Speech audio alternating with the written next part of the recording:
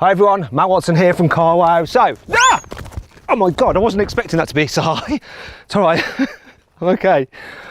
This is the Mercedes G500 4x4 squared, so a lifted, hardcore, off-road special version of the previous generation G-Class. It's absolutely nuts. And in this video, I'm going to tell you all about the upgrades over the normal G-Class. I'm going to drive it on road where I think it'll probably be pretty rubbish. I'm going to take it off-road where I think it'll be pretty bloody good. Now, before we get into all that, please make sure you subscribe to this channel and hit the bell icon to turn your notifications on. That way you won't miss a single video. I'm out of breath there. That kind of scared me. Buying a new car? Then head to CarWow and my team will help you find your next car at a fair price. CarWow, your one-stop car buying comparison site. Let's kick off this video by talking about the design, because I absolutely love the look of this thing. It's just so imposing, especially in this bright yellow paint. I wonder where Suzuki got the idea for launching their new Jimny, which looks a bit like a G-Wagon, in bright yellow. This thing though is absolutely huge. So it's 2.1 meters wide, which is over 10 centimeters wider than the normal old G-Class. Another cool thing is this, look, this huge aluminium scuff plate. Down the side, this car got bespoke 22-inch alloy wheels. On the normal G-Class, they went up to 20 inches. Height-wise, 2.25 meters. No wonder I hurt my ankle when I fell out of it. I've got to show you this as well, which means climbing up. We've got a light bar here on the top, also made out of carbon fibre. Now around the back, you have some more aluminium bars there. Don't know what they're for, just for show, I imagine. But they do look cool. In fact, this whole thing is really, really epic to look at. I love it. But what do you think? Let me know in the comments below. Here on the inside, it's just like a normal old G-Class, so it feels a lot smaller than you think it would be by looking at the outside. And you've got a crappy old infotainment system as well. However, you do get the Designo exclusive package as standard on the 4x4 squared, so that includes these lovely sporty seats with soft leather, Alcantara, some 4x4 square badging here. You've got carbon fibre here, and on here on the grab handle, and there's some more Alcantara with a diamond pattern here on the door cards, and more Alcantara on the roof lining, which does lift it somewhat. Here in the back, there's a decent amount of headroom. You can easily fit 3 people across this bench because it's quite wide, and because the window ledge is quite low and you're so high up, you really do get to look down onto the vehicles, which is cool. The only problem is knee room. Look, it's really quite tight. In fact, I think you get more knee room in a GLA. This car has a huge practical boot, though unlike the normal G-Wagon, it does have a luxurious feel to it because you've got these upgraded mats in the back with, once again, Alcantara with diamond quilting and here on the door. Though, look at this cheap panelling here. That's awful, especially when you consider that this car cost £200,000 when it first went on sale in 2015. Though if you want one now, you have to pay £250,000, and that's even if you can find one, because they're quite rare. And that brings me on to 5 annoying things about the G500 4x4 squared. Due to all the extra stuff on it, the 4x4 squared is heavier than the normal old G-Wagon, so it weighs 3 tons, which means if you ever need to push it, you're not going to be able to. This is the same 4-litre twin-turbo V8, 422 horsepower, 610 newton meters engine that you get in the normal G500. Only that car can do 0 to 60 in 5.9 seconds, whereas it takes the 4x4 squared 7.4 seconds because it's bigger and heavier. It's not the only problem either. Look, how do you get this down?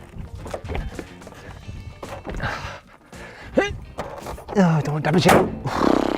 The normal G500 already had a pretty terrible turning circle at 13.6 meters, but on this 4x4 squared, it goes up to 14.3 meters. So you're going to be doing lots of 3, 4, maybe even 5-point turning. The raised ride height makes it a real pain to load the boot, especially if you're wanting to transport rocks around. Oh.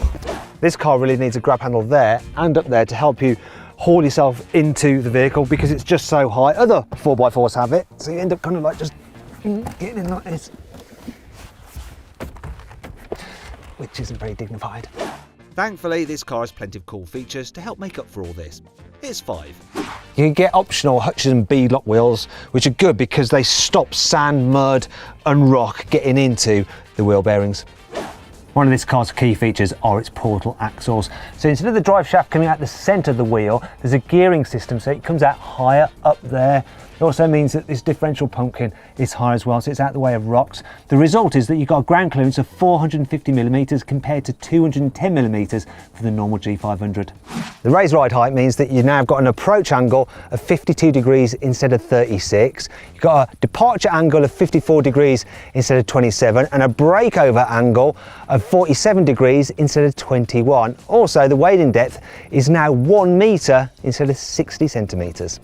The distance across the axles, which is known as the track in the business, is 1,774mm, which is 300mm more than a normal G500, so that helps it straddle stuff. Oh yeah. Obviously the suspension is seriously upgraded over the normal G-Class, so you've got twin coilovers at each corner, and they have adaptive dampers with a sports mode or a comfort setting. You also get upgraded brakes as well to cope with all the extra weight. So let's see what this 4x4 squared is like to drive. Firstly, out on the road. I'm loving this raised driving position. It's brilliant. You get such a good view out. Also, it seems more comfortable over bumps than the normal old G500. Clearly that's to do with the upgraded suspension. I thought it'd be worse, but actually it's better. I've got the car in comfort mode. I'm actually going to put it into sports mode. There we go. Don't think that's really made a difference. Not really. Steering, it's not the most responsive. That was the problem with the old G500. It had a really old-fashioned steering system, and this has still got it. But this doesn't seem to like lean quite so much when I do steer. That must be due to the wider track. It just keeps it more stable. Yeah, I prefer this. This is nicer to drive on the road than the normal G500. Not the new one. The new one is still better, but it's definitely better than the standard old G500. And the engine,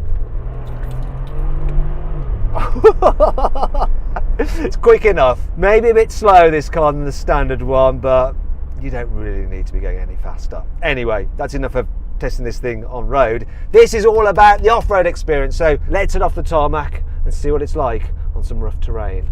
I'm now on an off-road course, so I'm going to pop the car into low range mode and put it into manual for the gearbox, so I've got more control because there's no hill descent control here, and I'm going up a steep slope and then down the other side. Yeah, enjoying the approach angle.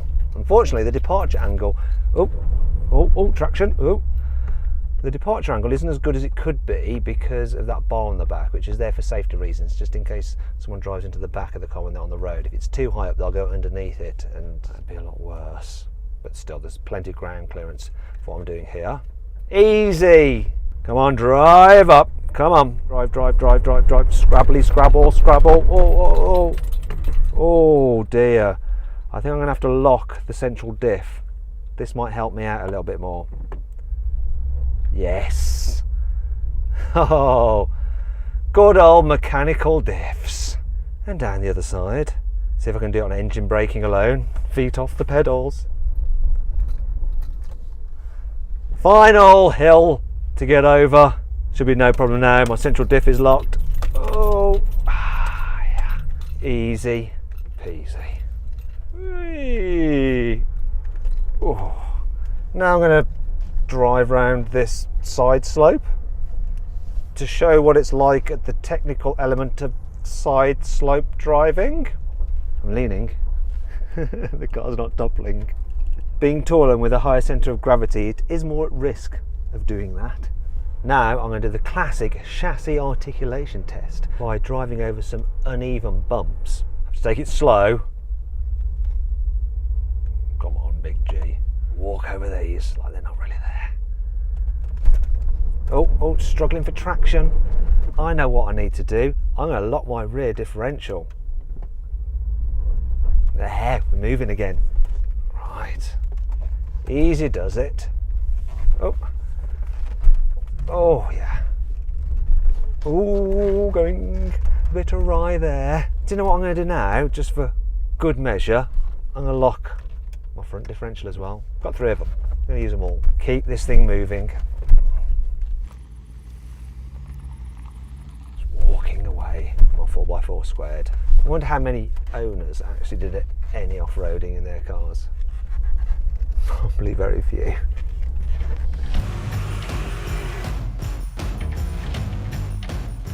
So then, what's my final verdict on the Mercedes G500 4x4 squared? Should you avoid it? Should you consider it? Should you just not bother with any of this because it's totally irrelevant really, isn't it? This is an ultra rare vehicle, and if you want one, you can afford one, you can find it, you're going to buy it. My personal opinion is it's both utterly useless and completely brilliant in equal measure, and for that reason I love it. If you enjoyed the video, please give it a like. Also, comment below any kind of other videos you'd like us to do. If you want to watch some more videos, click on the windows there, and if you click on the box, you can download the CarWow app. It's completely free. You can use it to browse all our reviews and see how much money we can save you on a new car. On average, we can save £3,600. That's right. Also, it has a special number plate reader, so you can scan any car's number plate and it'll tell you how much that car is currently worth. Download it, it's completely free.